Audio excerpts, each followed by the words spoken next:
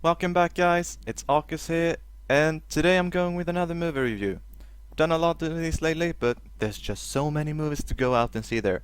So, this time I'm reviewing Failure to Launch, which stars Matthew McConaughey and Sarah Jessica Parker.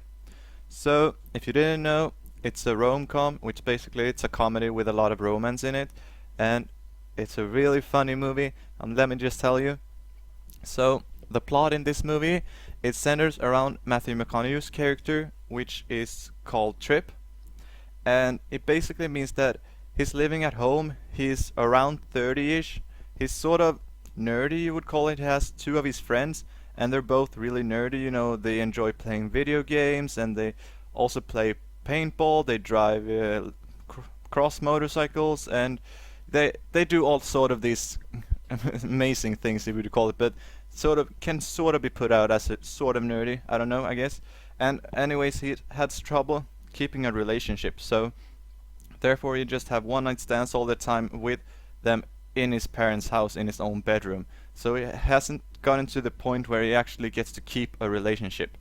So therefore the parents start getting sick of him, so they decide, hey, why not? We're gonna hire someone, a private, an interventionist, to actually help him, to fall in love with him and help him move out. So then they meet Sarah Jessica Parker's character, which is called Paula, sorry, Paula, and the parents hire her to, fall in love with Matthew McConaughey so that he would realize that he doesn't need to live there anymore so he can move out. So this is basically what the entire movie centers around, and when they two meet and they hire her, this is actually where the fun begins in the movie, because she's done this a ton of times before, so she has this program, that he needs to follow, but somehow he surprises her, and he does things that she would never expect, and she actually starts falling in love with him for real. So that just goes to show of how great a movie this is, if you enjoyed these sort of things, of course. So that's sort of the main plot throughout the movie. You also got some other really famous people in it, actors and actresses. You also got Zoe Deschanel, which plays Sarah Jessica Parker's roommate called Kit, and Bradley Cooper is also in it. He plays Demo, and you also have Justin Bartha, who plays Ace. And Bradley and Justin, these two are the friends that I told you that are friends with Trip, which is Matthew McConaughey's character. So those three are sort of a group of friends that hang out all the time. So therefore, and also let me just tell you, Ace gets madly in love the first time he sees Kid, which is Zoe Deschanel and Justin Bartha.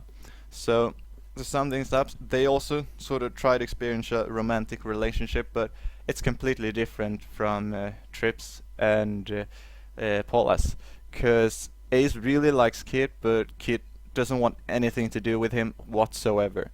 And her character is sort of bizarre in this role in this movie, because if you're used to seeing her, she's on New Girl, that television show. If you heard it or seen it, she's the main character in that show.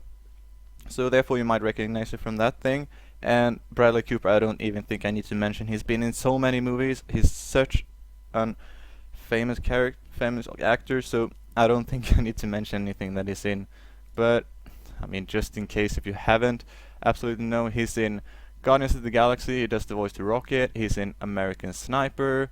He's in just a lot of movies. He's in the Hangover trilogy and a whole bunch of other movies. I mean, the list just goes on and on. So anyway, this is my review of it, of Failure to Launch, and I really do enjoy it really well.